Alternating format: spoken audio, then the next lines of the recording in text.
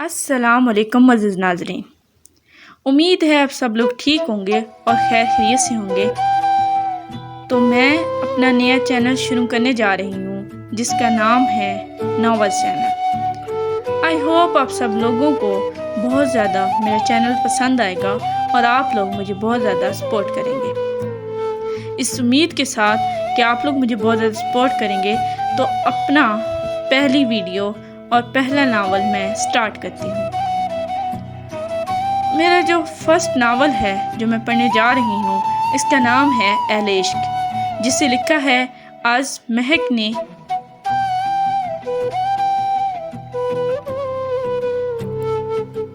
तो चलें शुरू करते हैं। जीने लगा हूँ पहले से ज़्यादा तुम पे मरने लगा हूँ। मैं, मेरा दिल और तुम हो यहाँ, फिर क्यों हो पलकें झुकाएं वहाँ। तुम सा हसीं पहले देखा नहीं, तुम इससे पहले थे जाने कहाँ। जीने लगा हूँ पहले से ज़्यादा तुम पे मरने लगा हूँ। रहते हो आके जो तुम पास मेरे, थम जाए ये पल वहीं मैं बस ये सोचूं। लहर झूले पे ऊंधे लेटे सॉन्ग सुन रही थी, तसव्वुर में खुद को और साहिल को सोचते हुए, पर बाहर से आते हुए शोर पर उसने बदमज़ा हो के सॉन्ग्स बंद किए और खिड़की के पास आ गई। सामने के मंजर को देखने लगी जहां उसके दादा साईं शाहजैन चौधरी अपने तख्त पर बैठे थे।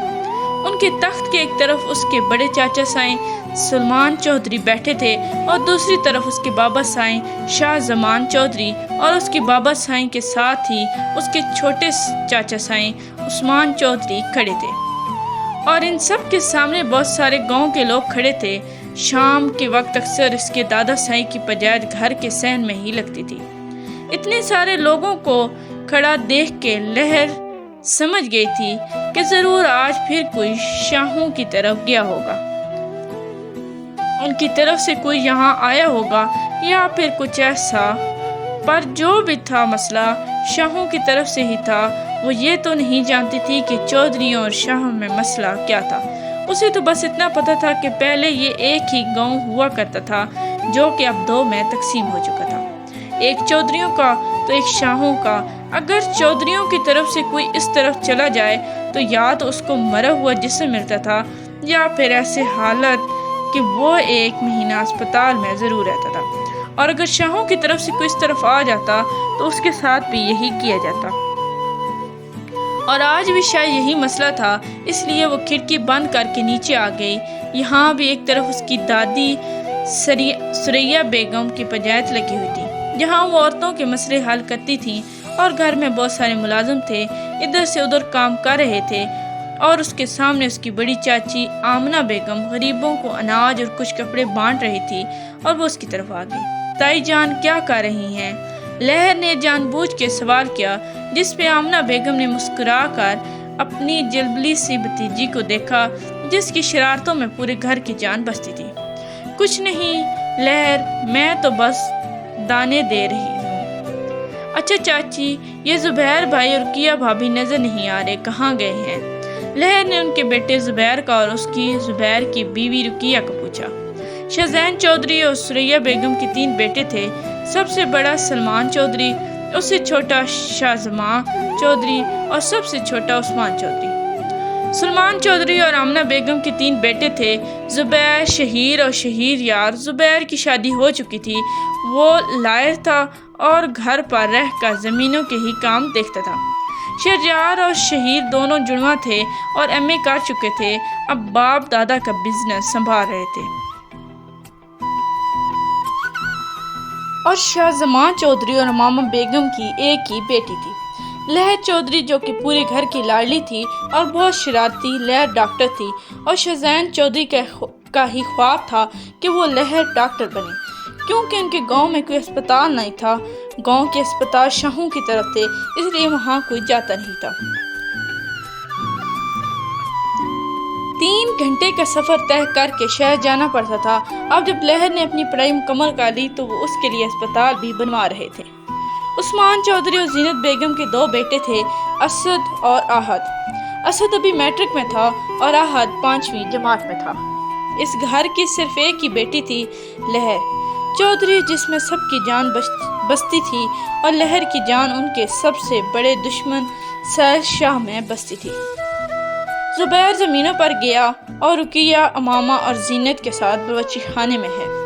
آمنہ بیگم نے اسے مسکرا کے جواب دیا، جس پہ لہر سر ہلاتی باہر کی طرف چلی گئی۔ کہاں جا رہی ہو لہر؟ شام کا وقت ہو رہا ہے۔ تائی امی آ جاؤں گی۔ کچھ دیر تک وہ نے کہتی حویلی سے نکل کے کچی سڑک کی طرف بھاگنے لگی۔ مغرب کا وقت ہو رہا تھا اور اسے مغرب سے پہلے وہاں پہنچنا تھا، اور نہ آج ایک ہفتے بعد بھی اس کا دیدار نہ ہوتا۔ وہ بھاگتی بھاگتی اس جگہ پہنچی جہاں سے دونوں گاؤں کی سڑک الگ الگ کی گئی تھی۔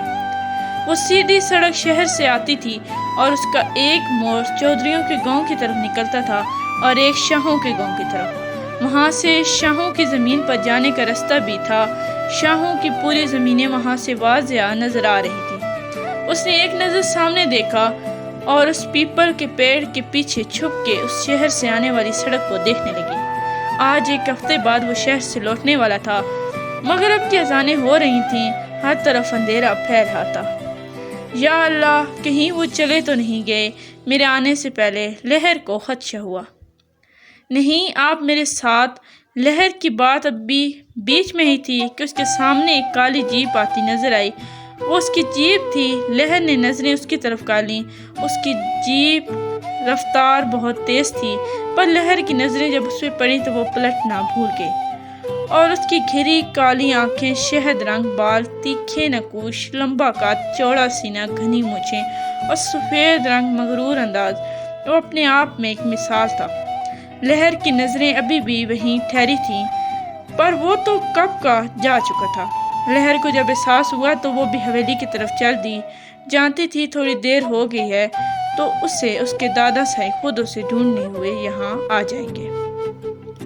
اب تک کے لیے اتنا ہی، ملتے ہیں اگلے پارٹ میں۔ تب تک کے لیے اللہ حافظ۔